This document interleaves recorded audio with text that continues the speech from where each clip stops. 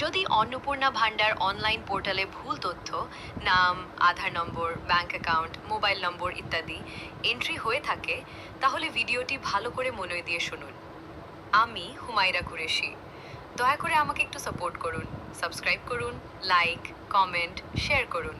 Facebook থেকে দেখলে follow করুন। নম্বর ১, আবেদনটি এখনও সাবমিট না করে থাকলে লগ ইন করে ভুল তথ্য সংশোধন করে তারপর সাবমিট করুন।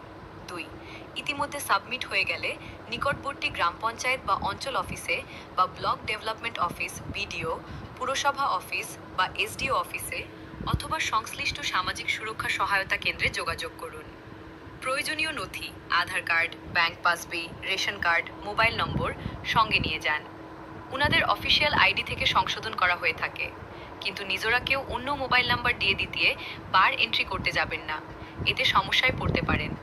৩, সরকারি সোশ্যাল রেজিস্ট্রি পোর্টালে আবেদন স্ট্যাটাস দেখে নিন এবং সংশোধনের সুযোগ আছে কিনা যাচাই করুন।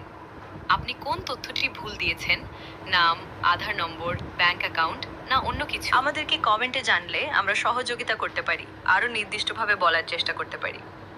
আমি হুমায়রা কুরেশি।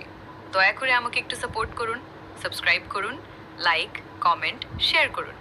ফেসবুক থেকে দেখলে ফলো করুন। ধন্যবাদ।